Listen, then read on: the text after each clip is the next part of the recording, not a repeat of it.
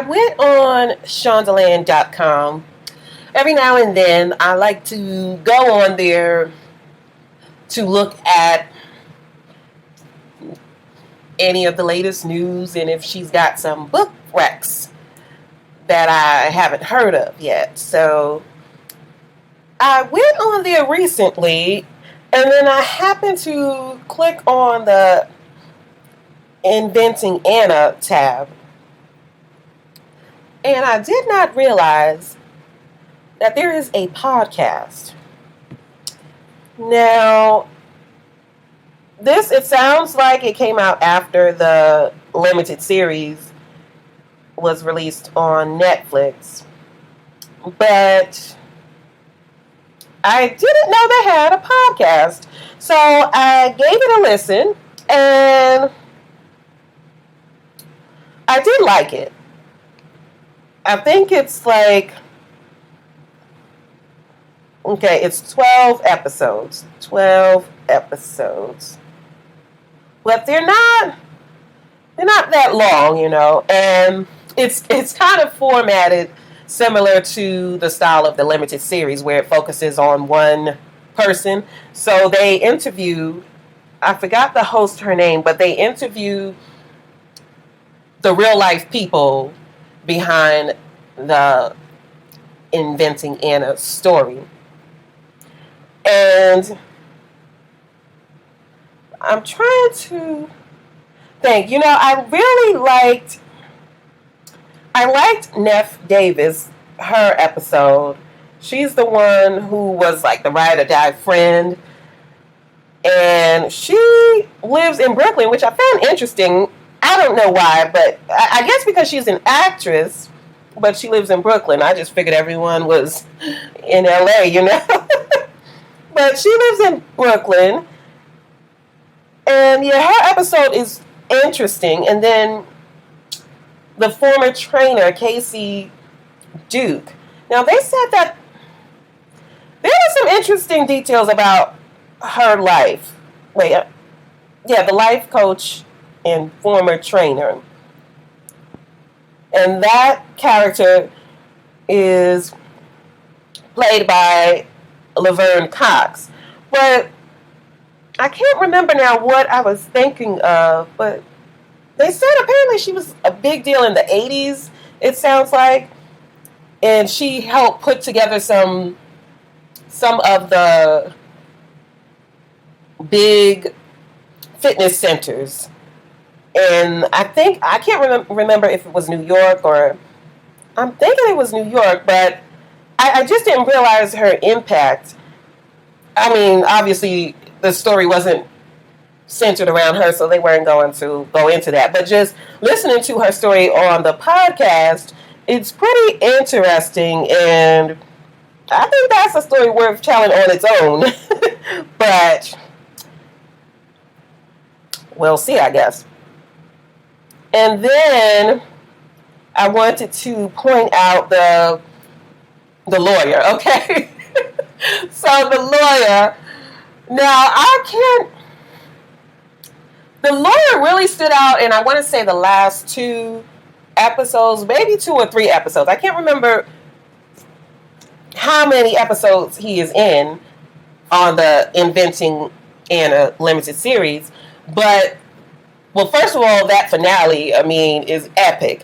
But he really stood out to me. And when you hear the real life lawyer on the podcast, I just have to say that actor really nailed him. The real life lawyer, let me get his name. Okay, I think it is,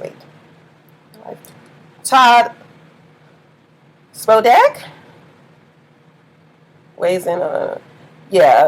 Todd Spodak is the real life attorney who handled the Anna Delvey case and was defending her.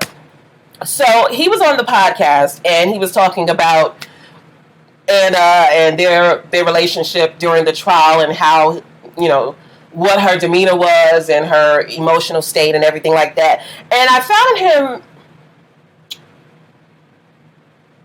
very empathetic, and I don't know why that surprised me, but he didn't see her as this bad girl, or he didn't come across as judgmental, and I guess that is his role as her defense attorney, and it really, he inhabited that role, because I guess in order to defend, I don't know, but I guess it would be hard to do a good job if you are judgmental, but also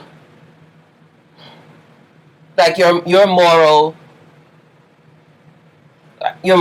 in general just are incongruent with who Anna Delvey is. I think that kind of would come across in the courtroom. But he talked about Anna, and he said that she, when it was all over, he said she sent him the sweetest note.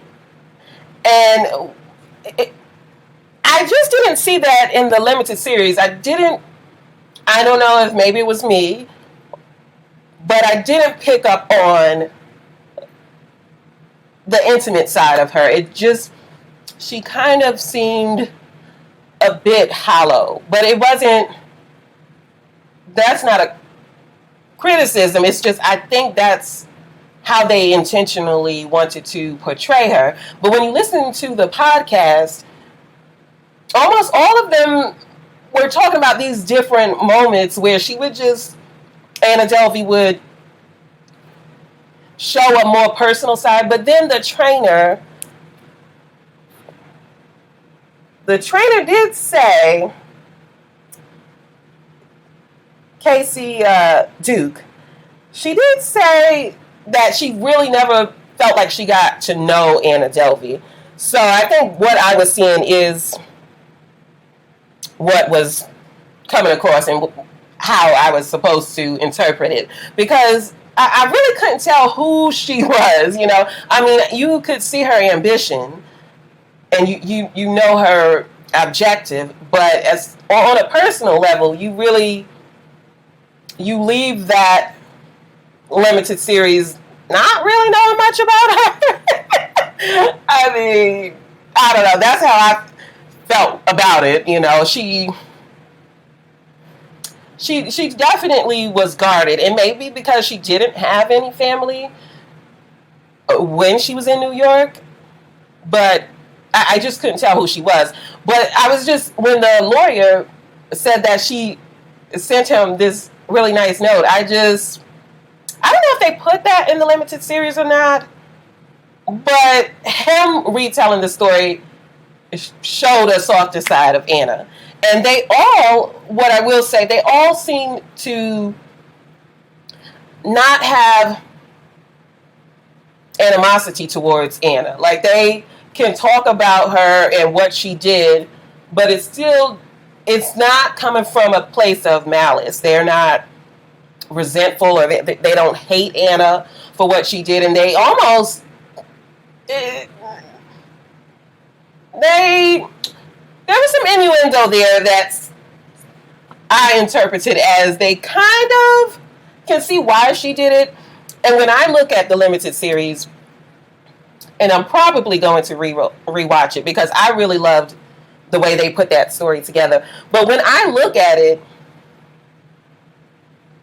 I can see how someone in her position,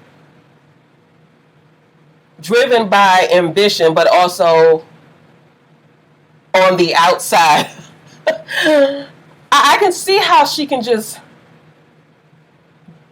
with persistence, push through the nose to try to get where she wants to go. I mean, for someone who came from an affluent and influential family, those ambitions would have been attainable. But someone like Anna Delvey, she comes from a poor background. She doesn't have close ties with her family. She doesn't have the finances. She doesn't have... Well, I'm not sure if she had the education, because it sounded like she did go to school, but I can't remember now if she went to college or what happened there, but she just didn't have the business connections to get done what she wanted to get done. So if it were anybody else, if it was somebody's daughter or somebody's son, what she was going for would have been attainable.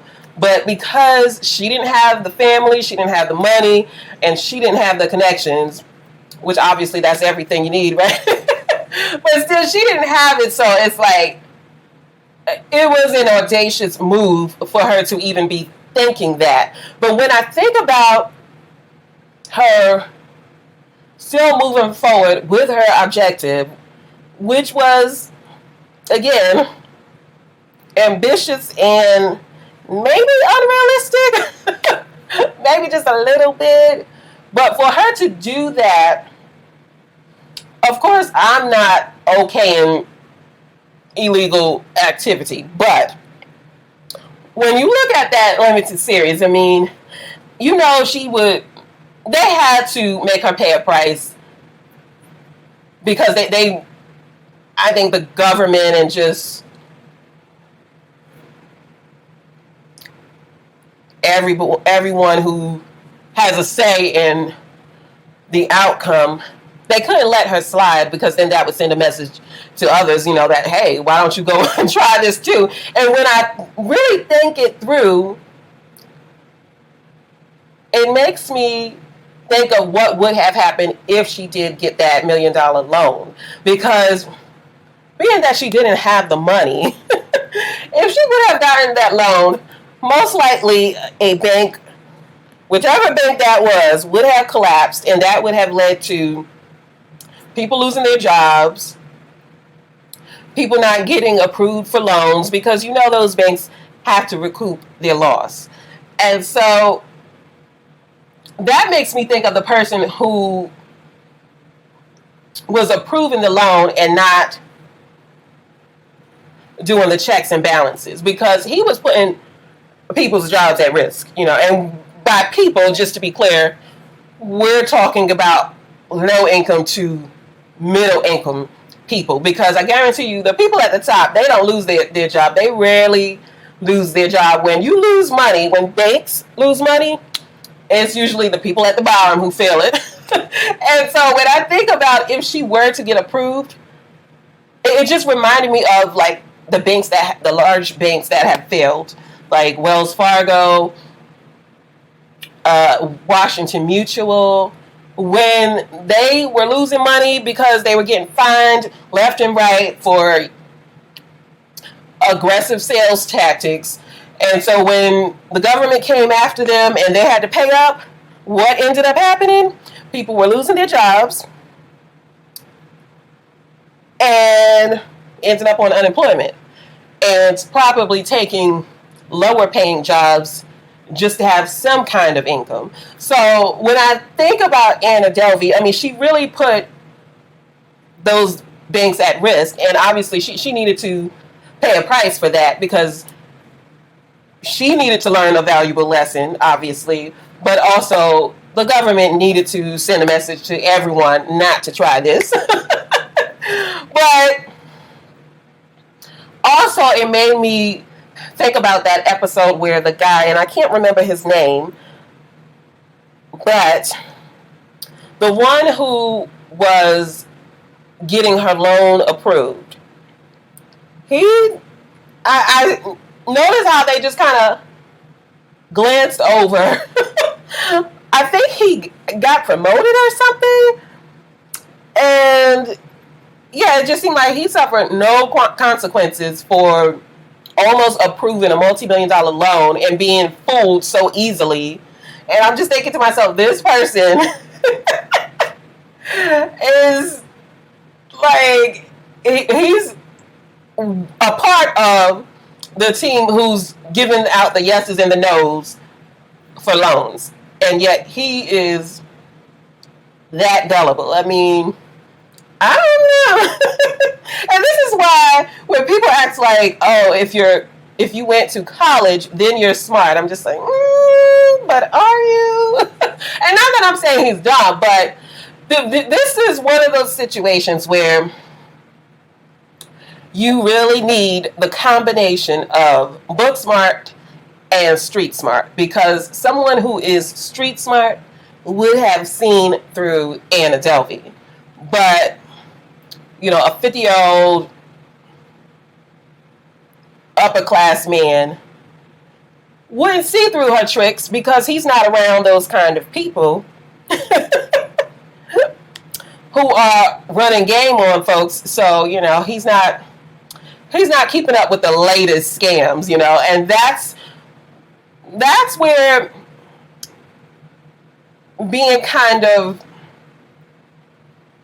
narrow in your, as far as who you will socialize with, sometimes that can hinder your objectives, because if you just surround yourself with diverse people from diverse backgrounds, whether it's income, education, ethnicity, neighborhoods, whatever it is, but you surround yourself with a mix of people, and you will keep up on what people are up to, okay? But just the fact that a lot of the men in this situation, it just seemed like their consequences, I don't remember them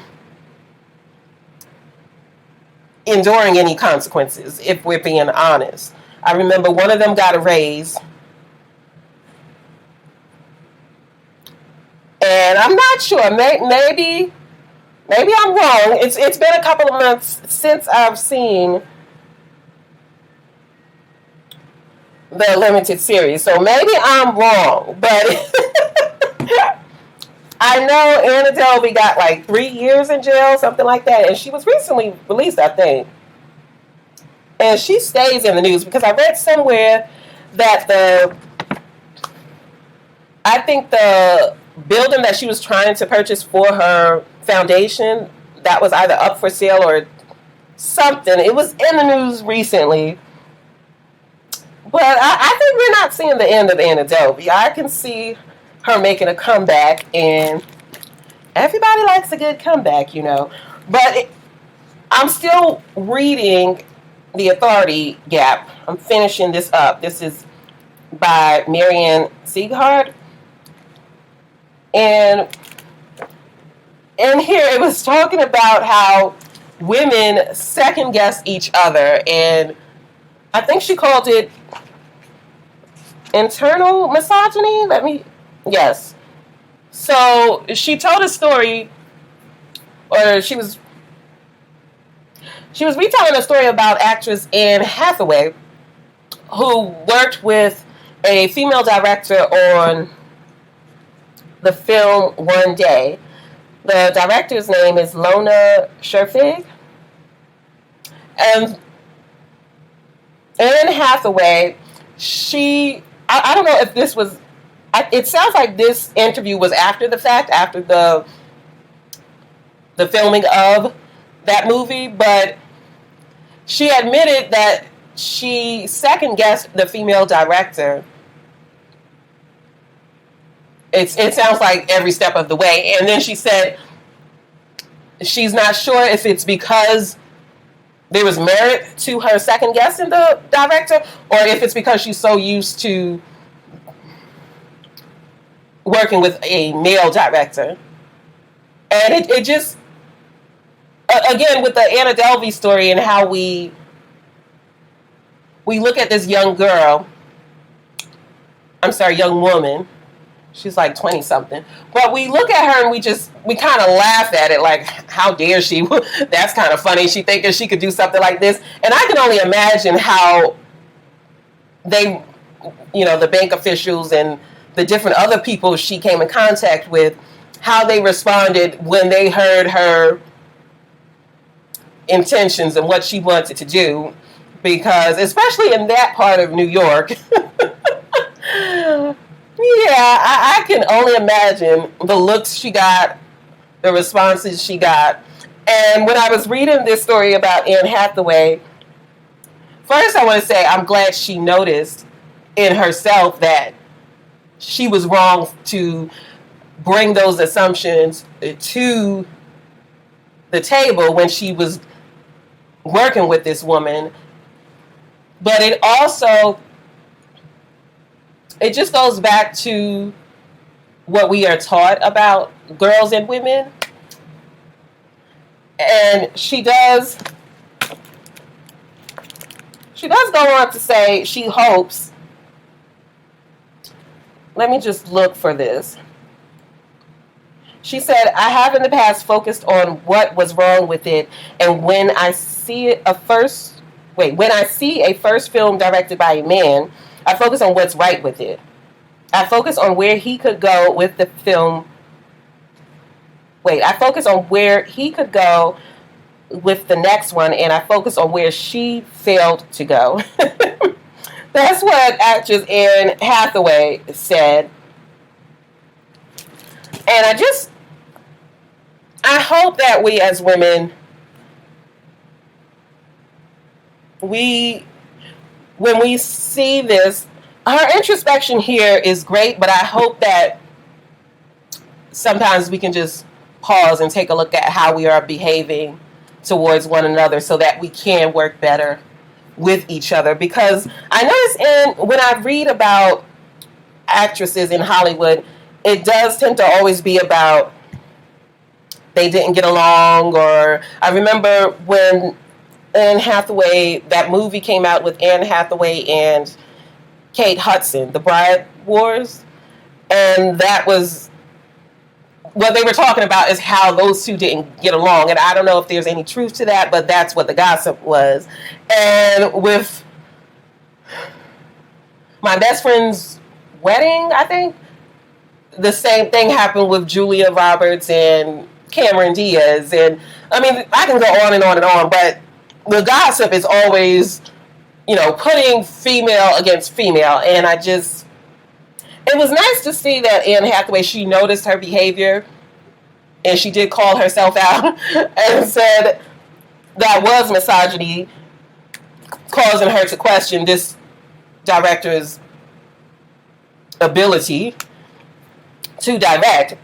But I hope she's doing a better job. I hope she's doing a better job now that she has reflected on that experience. Anyway, if you're curious about, or if you're interested in more content related to the Inventing Anna, I would check out that podcast. Okay, let me see if it's a different name or... Well, I guess I did show you just now. Let me go back up. I don't know what it's called. Okay. Easy enough. Inventing Anna, the official podcast. All right. So, the interviews are pretty interesting. Oh, that's what I wanted to say. They referred to one of them as...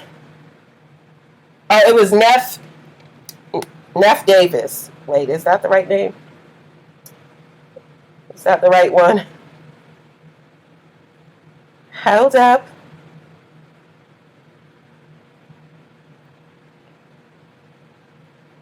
Yes, Neff Davis.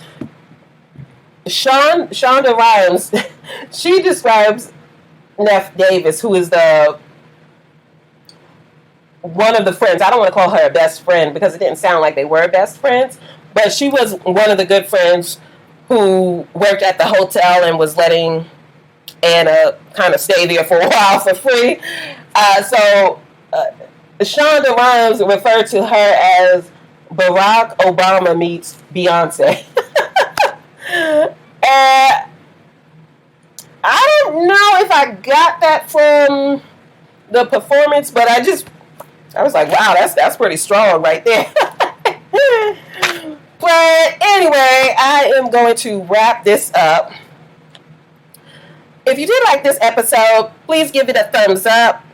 Let me know what you think of Inventing Anna, and do you think she'll make a comeback, like a legal one? I mean, because I did hear she was getting deported, but I think I read she was getting deported, but it sounds like they put that on pause. So I'm thinking she's making a comeback. Like, she's not going anywhere, but I don't know, I do not know. But yeah, that does it. So give it a like if you like this episode. Please consider subscribing if you enjoy this content. I upload videos every week, usually book or film related. And I will catch you in the next one. Thank you so much. Bye.